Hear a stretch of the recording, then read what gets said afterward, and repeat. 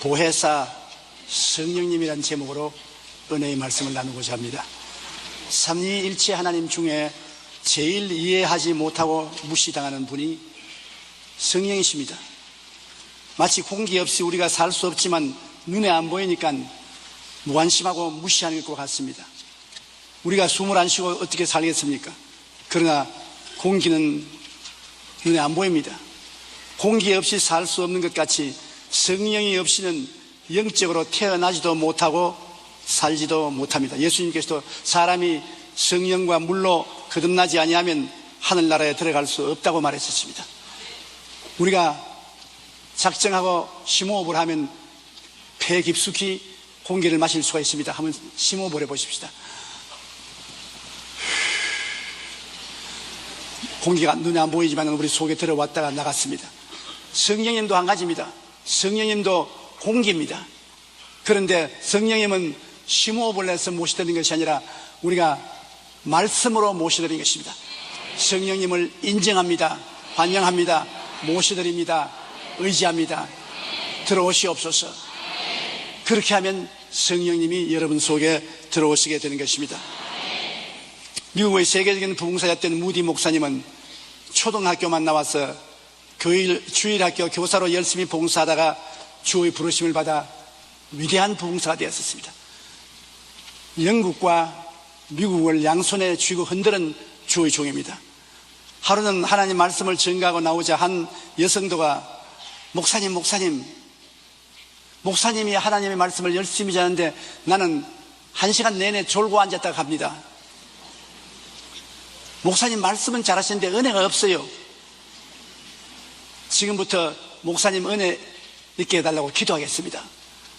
그러고 떠나버립니다. 그러니 얼마나 그 말을 듣고 충격을 받고 기분이 나쁘지 않습니까? 왜 날 위해서 기도한단 말이고 자기 위해서 기도하지 않고, 은혜가 없는 것은 자기가 못 받아서 그렇지 내가 은혜가 없냐. 그래도 마음 한구석에 목사님 성령으로 충만하세요 하는 말씀이 무슨 말씀인지 잘 몰라들었습니다. 그래서 잘 모르면서도 하나님이여 성령으로 충만하게 주옵소서 간절히 기도하고 부르짖었습니다. 그 나이 34살 때 어느 11월에 뉴욕 거리를 걸으면서 하나님이여 제게도 성령으로 충만하게 주시옵소서 하는데 갑자기 하늘에서 불덩어리가 떨어졌습니다. 길거리에서 불덩어리가 떨어지는 키가 큰 디엘 무디 목사님인데 그 자리에서 깡충깡충 뛰기 시작하니 사람들이 모여서 구경하기 시작했습니다. 안 되어서 빨리 친구 집을 찾아서 친구 집으로 뛰어들어갔습니다. 방을 하나 빌려서 하나님 앞에 기도하는데 성령의 불이 얼마나 쏟아지는지 나중에는 감당할 수 없어 하나님이여 손을 떼주시옵소서. 그대로 있으면 내가 죽겠습니다. 그만 부어주시옵소서. 그러고 외쳤습니다.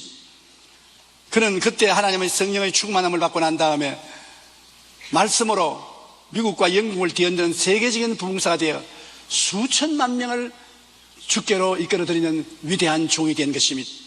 그가 성령의 충만함을 받기 전에는 말씀을 전할 때 성도들을 졸게 만드는 목사였는데 성령을 받자마자 세계를 변화시키는 위대한 하나님의 종이 된 것입니다. 성령 없이는 영적으로 태어나지도 살지도 못할 뿐 아니라 능력 있는 사역도 할 수 없습니다. 우리는 먼저 성령으로 충만함을 받을 때 비로소 우리의 기도도 우리의 전도도 설교도 부흥에도 하나님의 역사가 일어나기 시작하는 것입니다. 그러므로 우리는 성령께서 인격을 가진 하나님이라는 것을 마음속에 뚜렷이 알아야 되는 것입니다. 인격을 가지려면 지성과 감성과 의지를 가지고 있어야 됩니다. 즉 지정의를 가지고 있어야 인격이 되는 것입니다. 지금 조용기가 여기 있을 때는 인격자지만 제가 죽어서 쓰러져 버리면 그 다음은 시체지 인격자가 아닌 것입니다. 지성도 감성도 이지도 떠나가 버리니까 인격자가 아닌 것입니다. 성령님은 인격의 구성 요소를 다 갖고 계십니다. 우리가 성령님을 무생물로 취급을 하면 절대로 안 되는 것입니다. 성령님은 우리가 따라갈 수 없는 지성을 가지고 계십니다. 로마서 8장 27절에 마음을 살피시는 이가 성령의 생각을 아신다. 성령은 생각을 가지고 계십니다. 성령이 우리에게 말씀하실 때 여러분 생각을 통해서 말씀하시는 것입니다. 우리가 기도할 때 성령이 우리 생각과 양심을 통해서 우리에게 말씀하시는 것입니다. 그러므로 기도할 때 내 마음속에 성령이 생각을 통해서 말씀하는 것을 무시하면 안 됩니다. 성령은 인격 중에 지성을 가지고 계신 것입니다. 고린도전서 2장 10절에 오직 하나님이 성령으로 이것을 우리에게 보이셨으니 성령은 모든 것과 하나님의 깊은 것까지 통달하시느니라. 우리 하나님의 깊은 비밀까지도 성령은 다 통달하고 알고 계신다. 그러므로 전지하신 지성을 가지고 계신 것입니다. 성령은 감정을 가지고 있는 것입니다.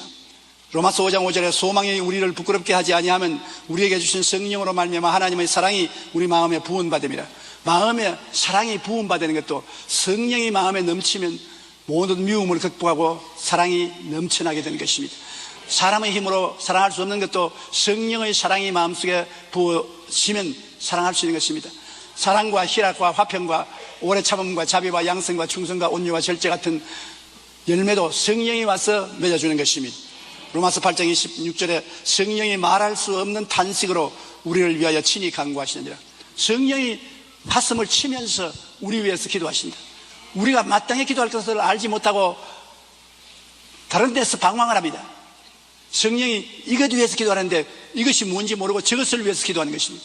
성령이 탄식을 하면서 에라 가만히 있어라 내가 기도하면 우리 입술과 혀를 빼앗아서 방언으로 기도할 때가 많습니다. 우리가 그냥 기도할 때 기도가 안 나오고 답답하다가 방언으로 기도하면 기도가 잘 나올 때 성령이 말할 수 없는 탄식으로 기도해 주실 때인 것입니다. 우리가 갑자기 기도가 하고 싶은데 무엇을 위해서 기도할지 모를 때는 방언으로 기도하는 것이 제일 좋습니다. 우리 권사님 한 분 지역장으로서 구역회를 인도하러 가다가 종로 내거리에서 가슴에 기도가 솟아오르는데 무엇을 위해서 기도할지 모르겠습니다. 사람들은 왔다 갔다 하고 기도할 자리도 없는데 가로수 옆에 쪼그려 앉아서 그만 방언으로 기도했는데 얼마나 큰 소리로 방언으로 기도했던지 나중에 정신 차려보니까 사람이 인산인해로 둘러서 구경하고 있는 것입니다. 미친 여자라고. 그런데 가슴은 시원해요. 그래서 구역 예배를 잘 인도하고 집에 들어가니까 도둑놈이 들어와서 온 마당에 옷을 다 갖다 늘어놓고 서랍을 다 뽑아서 흩어놓았어요. 그런데 현찰을 서랍 속에 좀 넣어놨는데 만일 그 현찰이 도둑 만났으면 그날 그 남편에게 맞아 죽을 지경입니다.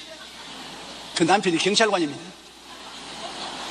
그래서 아유 하나님 나는 이제 죽었습니다. 얼어붙은 마음으로 뛰어들어가서 서랍을 들춰보니까 다른 서랍은 전부 다 들춰놓고 난 다음 돈 있는 서랍은 옷을 덮어놓은 채 손을 안 댔어요.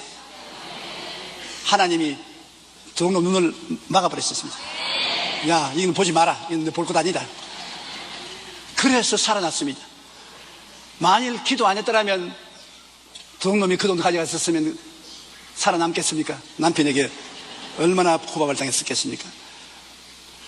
그러므로 성령이 말할 수 없는 탄식으로 우리를 위하여 친히 간구하시는 감정을 가지고 있습니다. 에베소 4장 41절에 하나님의 성령을 근심하게 하지 말라. 성령은 근심 걱정을 하는 감정을 가진 하나님이신 것입니다. 성령은 결의한 의지를 가지십니다. 성령이 결정하면 우리가 성령의 마음을 변할 수가 없습니다. 사도행전 16장 6절로 7절에 성령이 아시아에서 말씀을 전하지 못하게 하시거늘 비두니아로 가고자 했을 때 예수의 영이 허락지 아니하신지라. 바울 선생이 아시아에서 복음을 전가하려고 하니까 성령이 못하게 하고 비두니아는 못 가게 하는 것입니다. 성령은 의지를 가지고 있는 것입니다. 당신의 뜻을 갖고 계십니다. 고린도전서 12장 11절에 이 모든 일은 같은 한 성령이 행하사 그의 뜻대로 각 사람에게 나누어 주시는 것이라. 성령이 은사를 주실 때도 우리가 원하는 대로 주시는 건 아닙니다. 성령이 보아서 적당하다고 생각하는 사람에게 적당한 은사를 주시는 것입니다. 그러므로 성령님은 단호한 의지를 가지고 계십니다. 성령님은 지정의를 가진 성령님으로서 우리에게는 보혜사로 보내심을 받은 것입니다. 보혜사, 영어로는 컴포터. 요한복음 14장 16절에 내가 아버지께 구하겠으니 그가 또 다른 보혜사를 너희에게 주사 영원토록 너희와 함께 있게 하시리니. 보혜사는 무엇이냐? 보혜사는 공공한 사람을 도와주기 위해 부름을 받아 와서 곁에서 도와주는 자입니다. 어렵고 공공한 사람을 도와주는 변호사로서 곁에 와서 도움을 베푸는 분이 보혜사인 것입니다. 또 그 사람을 위해 변호하고 권고하며 위로함으로 그 사람을 굳세게 하는 것입니다. 힘을 내라, 용기를 내라, 위로받아라, 힘을 주는 것이 보혜사인 것입니다. 또 대적을 물리치고 승리를 가져주는 협력자가 보혜사인 것입니다. 우리가 마귀와 싸울 때 우리에게 힘을 보태어서 함께 싸워주셔서 이기게 만들어주는 것이 보혜사인 것입니다. 보혜사의 역할은 돕는 자며 교사며 위로자며 대언자며 상담자인 것입니다.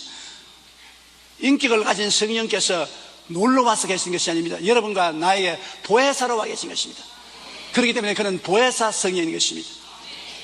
특별히 성경에는 다른 보혜사라고 말한 것입니다. 왜냐하면 첫째 보혜사는 예수님인 것입니다. 예수님은 처음 보혜사로서 우리를 도와주고 우리를 가르치고 위로하고 대언하시고 상담해 주시고 대속해 주시지만, 예수님이 가시고 난 다음에 온 분은 똑같은 보혜사인데 다른 보혜사입니다. 다르다는 헬라어는 알로스, 똑같은데 다른 것을 말하는 것입니다. 예수님과 똑같은데 예수님 몸을 가지고 오시고 보혜사는 영으로 오셨습니다. 다른 보혜사인 것입니다. 그러므로 보혜사 성령을 모시면 부활하신 예수님을 모시는 것입니다. 성령은 예수님의 뜻을 따라 역사하지 예수님을 떠나서는 저도 역사하지 않은 것입니다. 성령은 삼위일체 하나님의 중에 제3위로서 역사하고 계신 것입니다. 모든 일은 삼위일체 하나님이 일체가 되어 일하시나 그 특성이 있습니다. 무슨 일을 해도 성부, 성자, 성신 삼위일체가 일하시나 그러나 그 특성이 있습니다. 하나님 아버지는 만물을 계획하시고 예수님은 아버지의 뜻을 쫓아 그 만물을 만드시고 구속하시고, 성령님은 만물을 유지하시고 아버지와 아들 예수님을 깨닫게 해주시는 것입니다.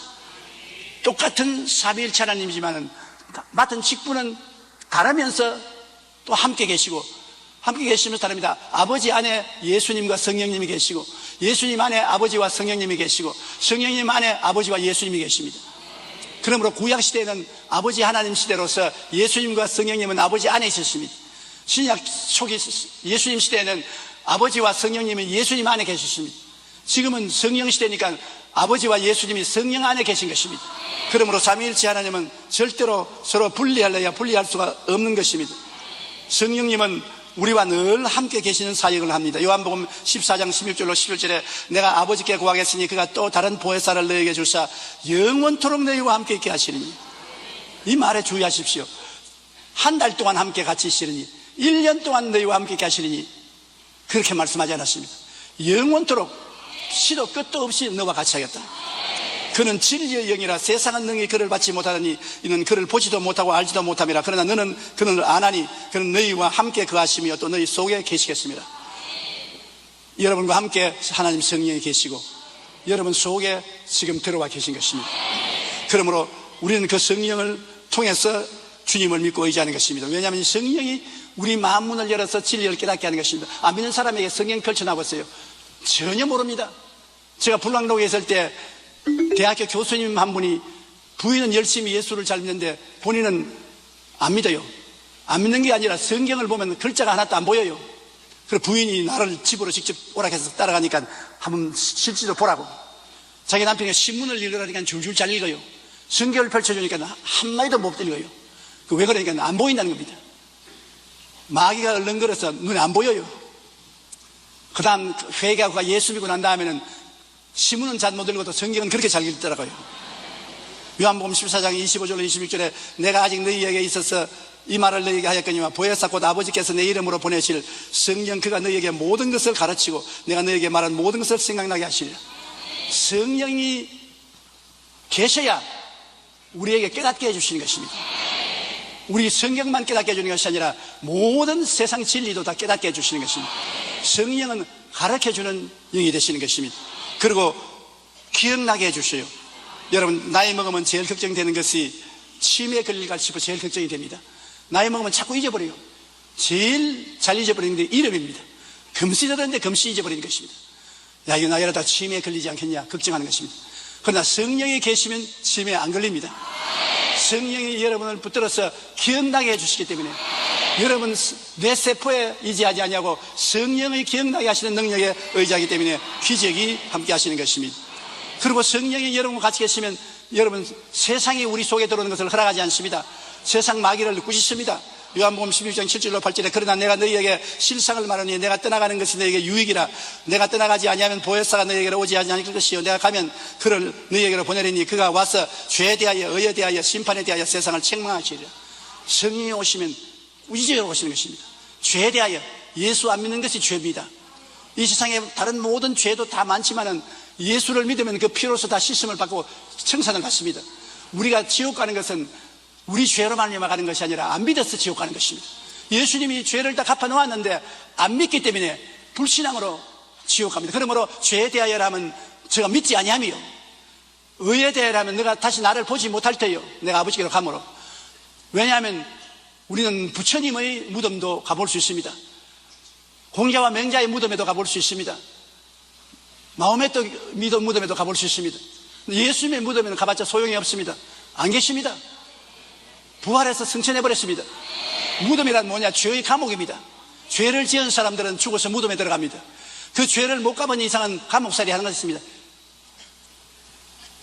보통 사람들은 종신징역, 영원징역형을 받아서 감옥에서 들어서 영원히 일어나지 못합니다. 그러나 예수님은 사흘 만에 인류의 모든 죄를 다 갚았으므로 감옥에 있을 필요가 없이 감옥에서 나왔습니다. 그 증거가 죽은 자 가운데서 살아나서 아버지께로 가버렸으니 너희가 날 찾아와도 무덤에 와도 나를 못 볼 것이라고 말하는 것입니다. 그 성령이 우리에게 깨닫게 해주시는 것입니다. 의에 대하여라면 내가 아버지께로 가므로 너희가 다시 나를 보지 못할 것이요, 심판에 대하여라면 이 세상 마귀가 심판을 받은 것이라. 아담과 하와를 꾀는 원수 마귀는 십자가에서 심판을 받았습니다. 예수님께서 마귀의 정사와 권세를 빼앗아 버리신 것입니다. 마귀의 모든 주권을 해제시켜버린 것입니다. 그러므로 그리스도 안에서 우리는 넉넉히 이기게 된 것입니다. 이렇게 해서 성령께서는 세상을 책망하시는 것입니다. 그뿐 아니라 성령은 우리의 모든 생활을 인도하여 주십니다. 이게 얼마나 고마운지 모릅니다. 장님에게는 안내하는 사람이나 안내계가 꼭 있어야 되는 것처럼 우리는 세상에서 살면서도 내일 일어날 일을 모르는 장님입니다. 성령이 우리 눈을 밝히시고 우리를 이끌어주는 것입니다. 요한복음 16장 12절로 14절에 내가 아직도 너희에게 이를 것이 많으나 지금은 너희가 감당하지 못하리라. 그러나 진리의 성령이 오시면 그가 너희를 모든 진리 가운데로 인도하시리니 그가 스스로 말하지 않고 오직 들은 것을 말하며 장래일을 너희에게 알리시리라. 그가 내 영광을 나타내리니 내 것을 가지고 너희에게 알리겠습니다. 성령이 오시면 우리에게 모든 진리 가운데로 인도하신다. 성령의 진리도 가르쳐 주시고 세상의 진리도 가르쳐 주시는 것입니다. 예수 믿고 성령 충만하면 세상 공부도 잘하게 돼요. 하나님이 머리도 좋게 만들어요. 그래서 세상에도 머리가 되고 꼬리가 되지 않게 하는 것입니다. 성령이 오셔서 장래일을 가르쳐 주면서 하나님의 영광을 나타내게 해주시는 것입니다.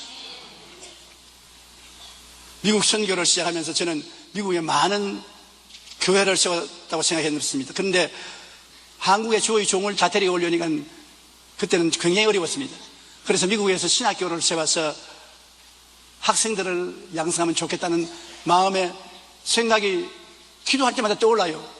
그래서 미국에 있던 박요수아 목사님과 그 사모님, 권사님과 함께 LA 안에서 좀 떨어진 섬에 가서 하루 종일 금식하며 기도를 했습니다.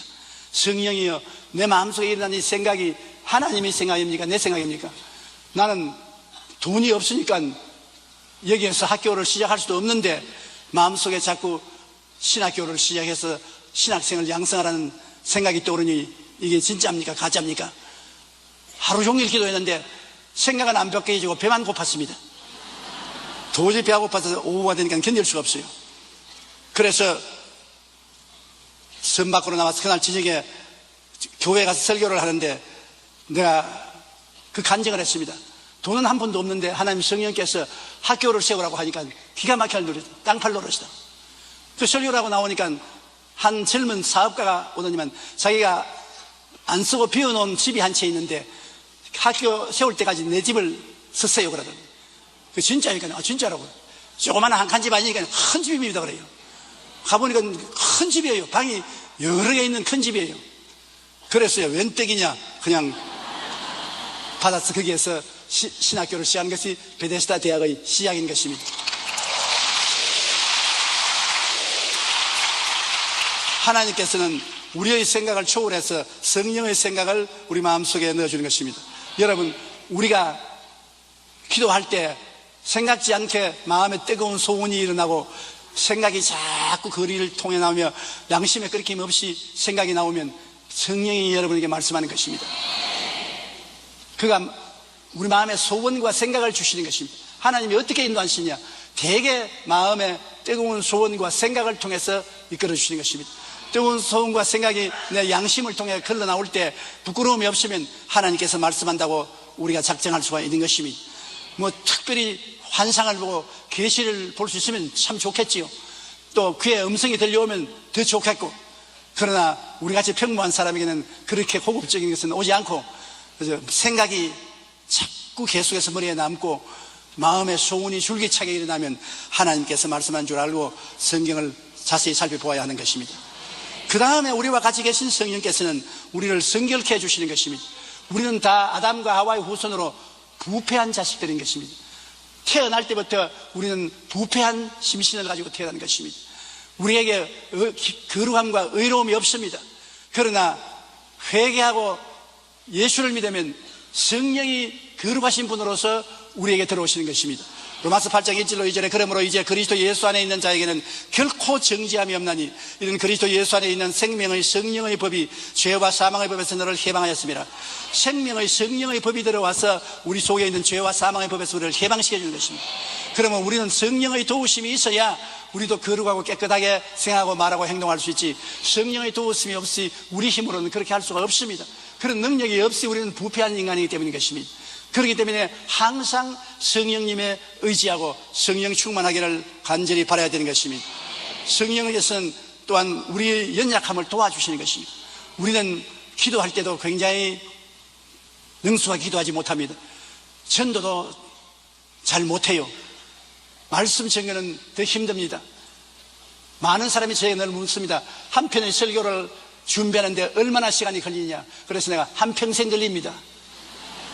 뭐 엎드려서 연필 들고 종이 위에 적으면 설교가 나오는 줄 아는데 그렇지 않습니다. 일평생을 살아온 과거를 말씀 속에 현재 비추어 보고서 주의 성령께 인도해 달라고 간청을 하는 것입니다. 말씀을 전가한다는 것은 혼신을 다하여 말씀을 준비하는 것이요, 뼈에 기름을 짜는 것입니다. 그러지 않고 마음대로 만담하는 식으로 해가지고 하나님의 영혼을 어떻게 인도할 수 있는 것입니까? 로마서 8장 26절에 보면 성령은 우리 연약함을 도와주신다고 하는 것입니다. 성령도 우리의 연약함을 도우시나니 우리는 마땅히 기도할 바를 알지 못하나 오직 성령이 말할 수 없는 탄식으로 우리를 위하여 친히 간구하시느니라. 따라 말씀해. 성령은 나의 연약함을 도와주신다. 우리 스스로가 못하는 것은 어찌할 도리가 없습니다. 그런데 도와주는 분이 옆에 와 계신데도 불구하고 그 도와주는 분을 무시해버리고 도와달라고 하지 않고 자기 혼자 발버둥 치다가 실패하는 것은 어찌할 도리가 없습니다. 그거는 자기 팔자입니다. 그러나 도와주기 위해서 기다리고 계신 성령님이 계시기 때문에 성령님 나를 도와주시옵소서, 나를 일으켜 주십시오, 내게 힘을 주시옵소서, 그렇게 부탁할 때 성령이 우리에게 도우심을 베풀어 주시는 것입니다. 여러분, 성령이 함께 하시면 얼마나 우리 마음속에 큰 위로가 되는지 몰라요. 요한복음 14장 16절에 내가 아버지께 구하겠으니 그가 또 다른 보혜사를 너에게 주사 영원토록 너희와 함께 있게 하시리니, 인생은 혼자 살기에는 정말 외롭습니다. 하나님께서 아담을 지으시고 난 다음 그 아름다운 에덴 동산에 혼자 있으니 무슨 재미가 있습니까? 에덴 동산이 조그마한 여의도 같은 동산이 아니었습니다. 큰 동산이요, 말할 수 없이 아름다운 동산인데 뭐 자동차가 있어야 타고 돌아다니지 자전거도 없는데 걸어서 돌아다닐 수 없어서 아담이 볼 수 있는 것은 조그마한 집밖에 볼 수 없습니다. 자기 혼자 있으니까 외로워 견딜 수가 없어요. 궁궐이라도 임금 혼자 살아가면 감옥입니다. 초마상산이라도 함께 있으면 궁궐보다 나을 수가 있는 것입니다. 그러므로 우리가 혼자 있으면 외로워서 인생을 살 수 없을 때 마음속에 위로하는 성령이 함께 계신다고 말한 것입니다. 너희와 함께 계신 분이 계신다. 너는 온전히 혼자 있지 아니하다. 성령이 함께 계신다. 성령님을 인정하고 환영하고 모시드리고 의지하라. 성령이 와서 도와주신다. 많은 사람이 괴로우면 자살하지 않습니까? 사는 것이 별 볼 일 없다, 별 살아도 효과가 없다, 더 살아서 무슨 재미가 있겠노, 그만 죽어버리자, 마귀는 와서 죽어버리라 합니다. 그러나 성령은 아니 좀 있어 나는 어떻게 하고, 내가 너와 함께 있는데 나에게 구하라, 내가 생명의 역사를 주겠다, 그렇게 말씀하는 것입니다. 고린도후서 13장 13절에 주 예수 그리스도의 은혜와 하나님의 사랑과 성령의 교통하심이 너희 무리와 함께 있을지어다. 성령님은 끊임없이 우리와 교통하기를 원하시는 것입니다. 그리고 함께 있어도 그냥 함께 있는 것이 아니라 우리 속에 늘 함께와 거하시는 것입니다. 우리가 뭘 잘못 먹고 나면 속이 늘 쓰리잖아요. 잘 먹고 나면 속이 시원하잖아요. 마귀가 들어와 있으면 속이 비틀어지지만 성령이 들어와 있으면 속에 의와 평강과 희락이 있습니다.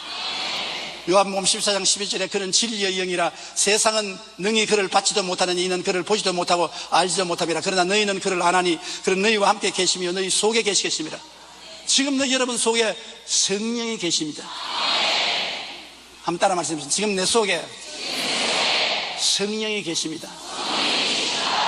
여러분은 성령의 전이 되어 계신 것입니다. 그뿐 아니라 여러분이 기도하면 속에 계신 성령이 여러분 위에 임하시기도 하는 것입니다. 성령은 곁에 계시고 안에 계시고 위에 임하시는 것입니다. 안 믿는 사람은 곁에 있고 믿는 사람은 속에 중생의 영으로 와 있고 성령 세례를 받으면 성령이 임하십니다. 성령이 너희에게 임하시면 너희가 권능을 얻고 예루살렘과 온 유대와 사마리아와 땅까지 이르러 나의 증인이 되리라.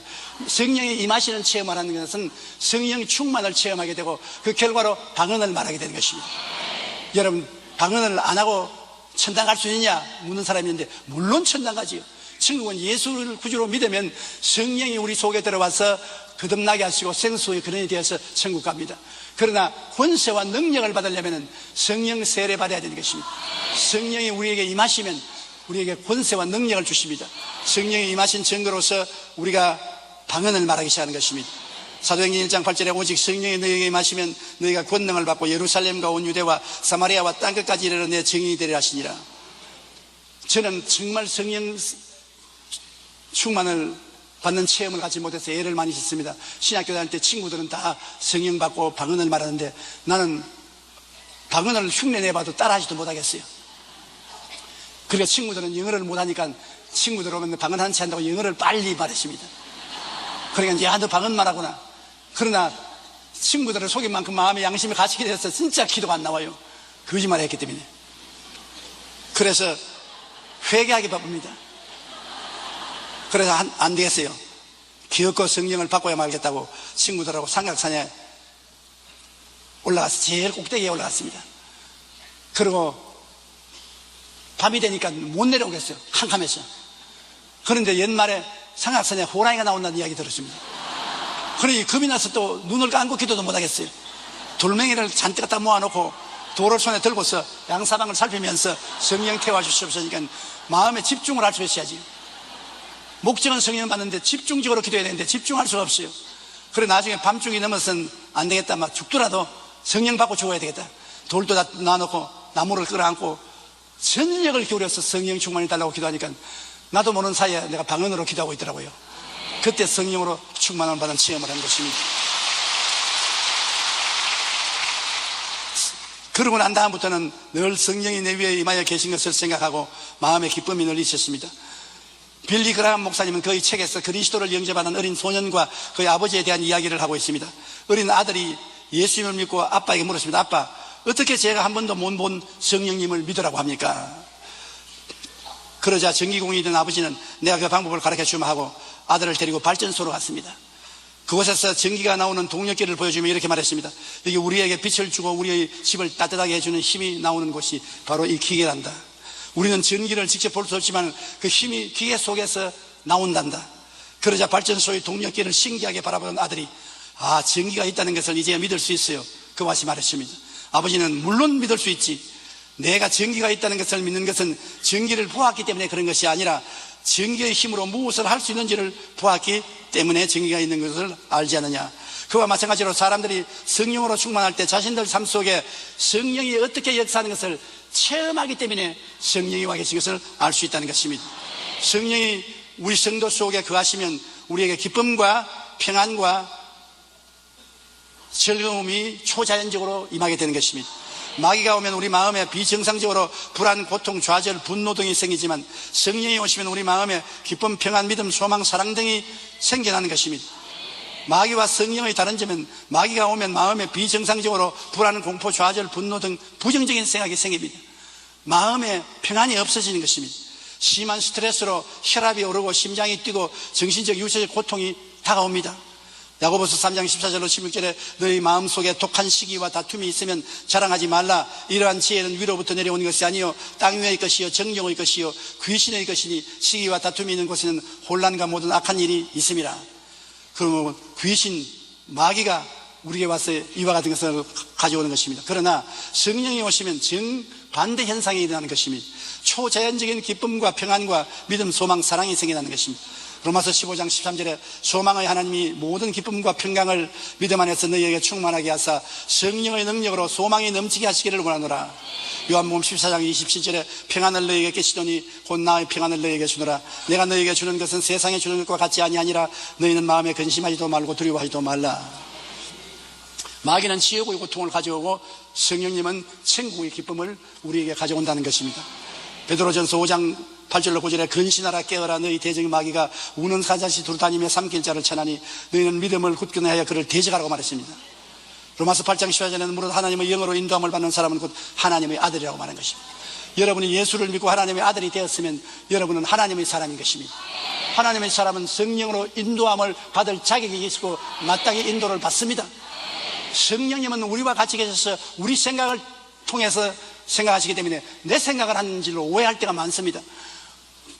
내 생각 속에 성령이 성전 삼고가 계시기 때문에 내가 이렇게 생각하는가 보다 그렇게 생각하는데 나중에 시간이 지나고 보면 내 생각이 아니라 하나님의 생각이었다는 것을 알게 되는 것입니다. 그러므로 우리가 항상 기도할 때 내 마음속에 하나님이 어떤 생각을 일으키는가를 조심스럽게 생각해 봐야 되는 것입니다. 하나님의 생각을 우리가 알아내야 되는 것입니다. 저희 경험으로는 성령의 기적은 조금이라도 내 마음속에 부어지면 일어나는 것입니다. 성령의 기름 부으심이 조금 들어와도 기도가 달라지고 설교가 달라지고 분위기가 은혜가 충만하게 되는 것입니다.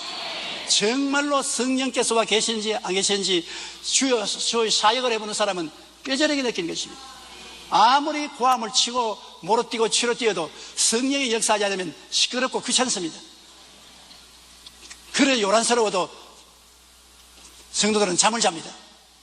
성령의 기름 부음이 오시면 정신이 바짝 차려지는 것입니다. 마음을 끌어당깁니다.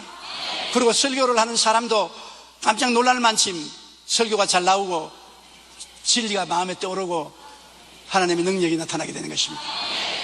우리는 설교뿐 아닙니다. 집안일을 하든지 사업을 하든지 무엇을 하든지 하나님의 성령이 오시면 우리에게 능력을 허락하여 주시는 것입니다. 유능하게 만들어주는 것입니다. 성령이 같이 있는 개인은 없는 사람보다 유능하며 성령이 같이 있는 나라는 성령 없는 나라보다 위에 가게 되는 것입니다. 장차 21세기는 어느 나라가 예수를 가장 많이 믿고 성령이 충만한가, 그것이 그 나라가 선진국에 들어가느냐 안 들어가느냐를 결정하게 될 것입니다. 우리가 빨리 전도하고 우리 민족이 과반수는 예수님을 믿고 성령을 받는다면 우리나라는 눈부시게 성장 발전하게 될 것입니다. 온 천하에 복음을 전가하는 위대한 국가가 될 것입니다. 여러분 모두 다 성령으로 충만함을 받으십시오. 성령님을 매일같이 인정하고 환영하고 모시도록 의지하십시오. 그리고 성령께 의지해서 사십시오. 여러분보다 초인적인 능력을 구사하십시오. 여러분은 여러분보다 더 초인적으로 살도록 하나님이 같이 계신 사람들인 것입니다. 하나님이 여러분을 통하여 오늘 또 하늘나라의 역사를 나타내시기를 주님 이름으로 축원합니다. 우리 고개 숙여 기도드리겠습니다. 살아계시고 거룩하신 우리 아버지 하나님, 주의 사랑하는 백성들을 주님께서 오늘 교회로 모아 주시옵시고 주님의 은혜를 받을 수 있도록 만들어 주심을 감사합니다. 아무리 무능하고 보잘것없이 보이더라도 성령께서 임하시면 모세의 마른 지팡이가 권능의 지팡이로 변할 수가 있습니다. 하나님 아버지, 우리가 다 변화받게 도와주시옵소서. 우리 인간적으로는 교육도 많이 받지 못하고 지혜와 총명과 모략과 재능과 지식도 부족한 사람들이 많지만은 성령이 오시면 하나님의 지팡이가 되어버리고 맙니다. 하나님의 지팡이가 되도록 성령 충만한 역사를 허락하여 주시옵소서. 성령을 통해서 하나님의 기적이 일어나게 도와주시옵소서. 마귀의 일은 물러가고 하나님의 역사는 일어나게 도와주시옵소서. 다른 보혜사 성령이여 처음 보혜사 예수님의 사역이 우리 가운데 나타나게 도와주시옵소서. 성령께서 천국을 우리 각자의 마음속에 임하시게 도와주시옵소서. 예수님 이름으로 기도드리옵나이다.